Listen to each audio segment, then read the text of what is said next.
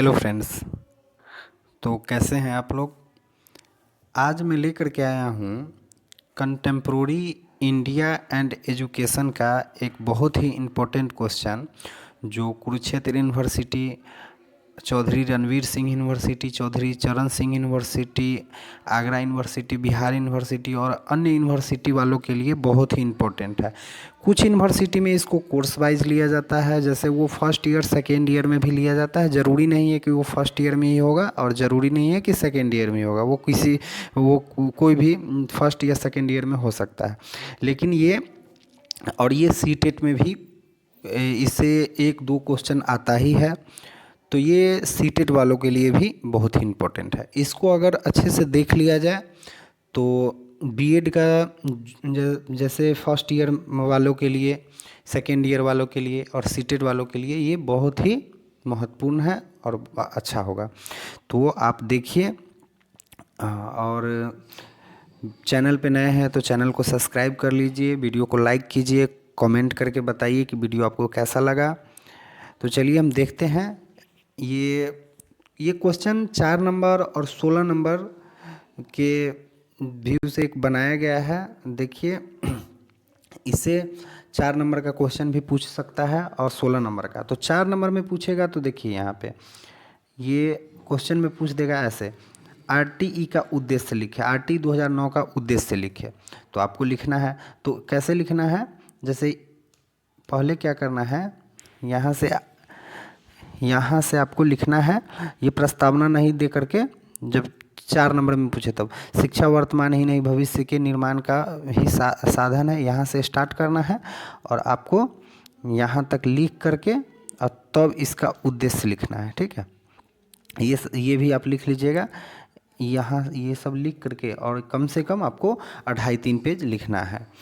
और अगर आप ये 16 नंबर में पूछा जाता है तो हमें क्या करना है, यहाँ से इंट्रोडक्शन जो है यहाँ से स्टार्ट करना है। ठीक है, देखिए अब यहाँ से स्टार्ट करेंगे हम। शिक्षा वर्तमान ही नहीं बल्कि भविष्य के निर्माण का भी साधन है। अब देखिए, शिक्षा एक ऐसा चीज़ है जो वर्तमान, जैसे ये अभी का ज़रूरत नहीं है, ये सिर्फ अभी का ज़रूरत नहीं है, ये आगे का भी ज़रूरत है। ये पीछे भी काम किया है, आगे भी काम करेगा, और आने वाला दिन जो भी आएगा वो उसके भविष्य के लिए शिक्षा बहुत ज़रूरी है। इसी महत्व को देखते हुए भारत सरकार ने सबके लिए शिक्षा को अनिवार्य करने के उद्देश्य से शिक्षा का अधिकार पारित किया।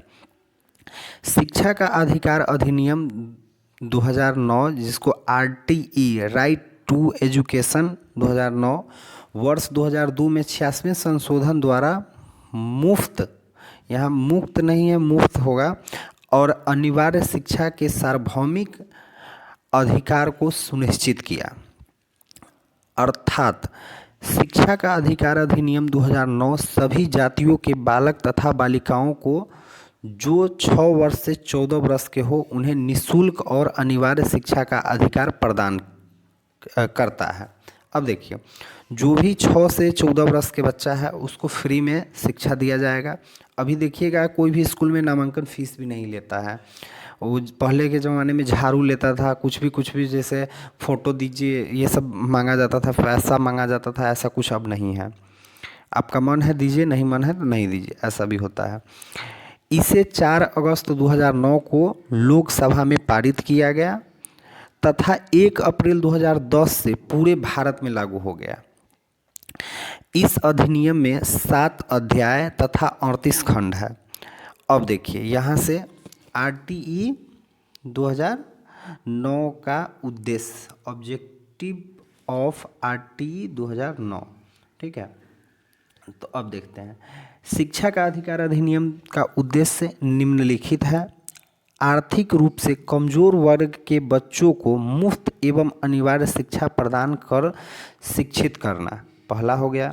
दूसरा है 6 वर्ष से 14 वर्ष के सभी बच्चों को बुनियादी मुफ्त व अनिवार्य शिक्षा मिले। 6 से 14 वर्ष के जो भी बच्चा है उसको फ्री में शिक्षा दिया जाए। उसके बाद है बच्चों को शिक्षा के प्रति रुचि को बढ़ावा देना। अब देखिए, पहले बच्चा स्कूल जाने से कतराता था, लेकिन अभी भी कतराता है अभी, लेकिन उसमें रुचि पैदा करना, जब बच्चा में कैसे पढ़ाई के प्रति रुचि पैदा हो, ये इसका उद्देश्य है। अगला है बालिकाओं के शिक्षा पर विशेष ध्यान दें। देश में शिक्षा के स्तर को सुधारना, ग्रामीण क्षेत्रों तक शिक्षा का प्रसार करना। जो ग्रामीण क्षेत्र है जहाँ पे शिक्षा का अभी भी स्तर बहुत गिरा हुआ है, उसको उठाना। उसके बाद है उन क्षेत्रों में विद्यालय स्थापित करना और शिक्षा पहुँचाना जहाँ अभी तक शिक्षा नहीं पहुँचा है। उसके बाद है बच्चों को मुफ्त पुस्तकें, वर्दी और छात्रवृत्ति प्रदान कर शिक्षा को बढ़ावा देना। अब देखिए, अभी क्या है, खाना भी मिलता है, वो जो मिड डे मील के तहत अब दोपहर का खाना भी मिलता है, मुफ्त कपड़ा भी मिलता है, जैसे ड्रेस का पैसा मिलता ही है। अब पुस्तक ना मिल करके अब पुस्तक के बदले पैसा मिलता है, ठीक है, और छात्रवृत्ति भी मिलता ही है। तो इससे शिक्षा को बढ़ावा देना था। अब है ऐसे ही 4 नंबर में पूछ देगा आरटी 2009 की विशेषता को लिखे, तो यहाँ से अब तब लिख देंगे, वो शुरू में जो इंट्रोडक्शन के रूप में लिखा हुआ है उसको लिख करके यहाँ से विशेषता लिखेंगे। अब देखिए आगे, शिक्षा का अधिकार अधिनियम 2009 की विशेषताएं निम्नलिखित है। पहला है स्कूल की दूरी, प्रत्येक बच्चों के उसके घर से 1 किलोमीटर के भीतर प्राथमिक स्कूल और 3 किलोमीटर के भीतर माध्यमिक स्कूल उपलब्ध होनी चाहिए। अब देखिए 1 से 5 तक के आप स्कूल देखिएगा तो 1 किलोमीटर के भीतर ही होगा, रहता है हर गांव में। उसके बाद 3 किलोमीटर के भीतर में माध्यमिक स्कूल होता ही है। अगला है निःशुल्क और अनिवार्य शिक्षा, 6 वर्ष से 14 वर्ष तक के सभी बालकों को निःशुल्क और अनिवार्य शिक्षा पूरी करने का अधिकार होगा। देखिए 6 वर्ष से 14 वर्ष के जो भी बच्चा है उस सबको शिक्षा मिलेगा, फ्री शिक्षा मिलेगा। अगला है वंचित बालकों की पूर्ण शिक्षा, यदि कोई बालक 6 वर्ष की उम्र में प्रवेश न लेकर बाद में अपनी उम्र के अनुसार कक्षा में प्रवेश लेता है और 14 वर्ष तक की आयु में उसकी शिक्षा पूरी नहीं हो पाती है, तो भी उसकी प्राथमिक शिक्षा पूरी होने तक निःशुल्क शिक्षा दी जाएगी। अब देखिए कोई बच्चा है 6 वर्ष में, कोई देखिएगा गांव घर में जो मतलब जो अशिक्षित परिवार से हैं, वो उसका तो उसके लिए एज तो मैटर करता ही नहीं है। वो रहेगा अगर 11 साल के तो भी उसको फ़र्क नहीं पड़ता है पढ़े या ना पढ़े, वो तो भी उसको बच्चा ही समझेगा। लेकिन यही चीज़ जो एजुकेटेड परिवार है उसमें देखिएगा वो जल्दी से जल्दी चाहेगा मेरा बच्चे एकदम से वो बोलना स्टार्ट करेगा, उसको ABCD सिखाना स्टार्ट कर देता है। तो वही बात है कि जो बच्चा अगर 7 वर्ष में 8 वर्ष में पहला में एडमिशन करवाता है, फर्स्ट में एडमिशन करवाता है, तो वो जब तक उसका 8 क्लास पूरा नहीं होता है तब तक उसको फ्री में शिक्षा दिया जाएगा, ठीक है। अगला है विद्यालय परिवर्तन का अधिकार, यदि किसी कारणवश कोई बच्चा अपना विद्यालय परिवर्तन करना चाहता है तो उसे परिवर्तन करने का अधिकार है। जैसे देखिए बीच में कोई बच्चा जैसे गांव में रह रहा है, वो दूसरे शहर में चला गया, या फिर गांव घर में तो ऐसे ही होता है कि नानी के यहाँ चला गया, तो वो यहाँ से अपने यहाँ से नानी के यहाँ जा रहा है, नाना के यहाँ जा रहा है, तो वो अपना चाहेगा कि नाना के यहाँ में एडमिशन करवाए तो करवा सकता है, यहाँ से वो ट्रांसफ़र कर सकता है।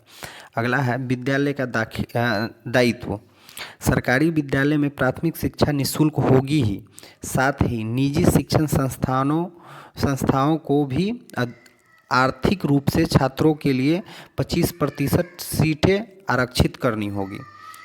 अब देखिए उसको 25% सीट आरक्षित करके रखना है और जो गरीब परिवार से आते हैं उसको देना है।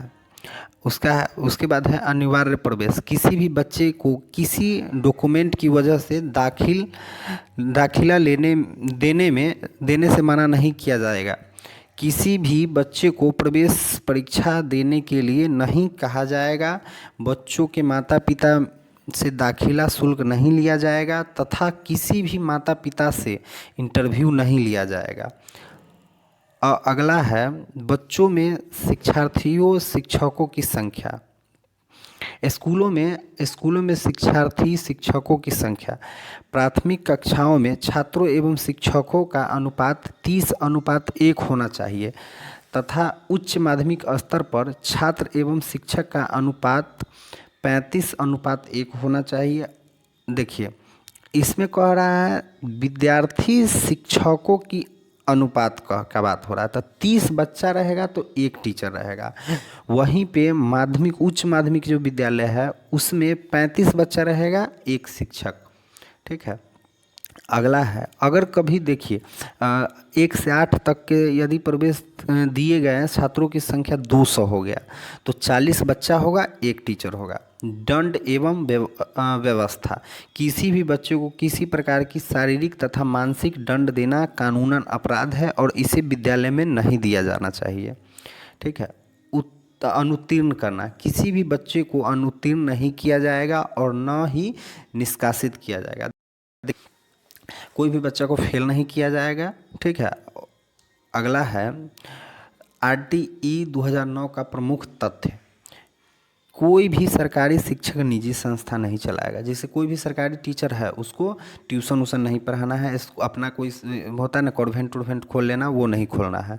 उसके बाद पाठ्यक्रम का निर्माण इस प्रकार हो जिससे बालक का सर्वांगीण विकास हो। अगला है मूल्यांकन सतत एवं व्यापक हो। विकलांग बच्चों के लिए मुफ्त शिक्षा के लिए उम्र बढ़ाकर 6 से 18 वर्ष रखी गई है। ठीक। विकलांग बच्चों की सामान्य बच्चों के साथ विकलांग बच्चों भी सामान्य बच्चों के साथ शिक्षा प्राप्त कर सकेंगे।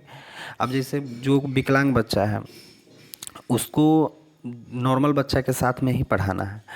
बच्चों को मुफ्त शिक्षा मुहैया कराने का जिम्मेदारी राज्य और केंद्र सरकार की होगी। अब देखिए निष्कर्ष है, जब ये हमारा आंसर खत्म हो जाएगा निष्कर्ष लिख देंगे। ऐसे ही लिख करके हमें पॉइंट बना बना करके लिखना है। अब देख, उपरोक्त विवरण से यह स्पष्ट होता है कि शिक्षा ही मनुष्य का प्रथम दायित्व है। इसीलिए केंद्र सरकार ने 6 से 14 वर्ष के बालक के लिए निःशुल्क एवं अनिवार्य शिक्षा की व्यवस्था की है। इसमें आप और जोड़ सकते हैं, अगर नहीं भी जोड़ते हैं तो भी कोई दिक्कत नहीं है, ये भी बहुत है। तो चलिए, वीडियो कैसा लगा ये हमें कमेंट करके बताइए। वीडियो को लाइक कीजिए, शेयर कीजिए अपने दोस्तों में, जो भी फर्स्ट ईयर सेकेंड ईयर जो भी बीएड कर रहे हैं, सीटेट कर रहे हैं, उन सब के लिए ये वीडियो बहुत ही अच्छा है, हेल्पफुल रहेगा। तो और चैनल को सब्सक्राइब कीजिए और हमें सपोर्ट कीजिए, और ऐसे ही वीडियो पाने के लिए नोटिफिकेशन को ऑल पे कर लीजिए ताकि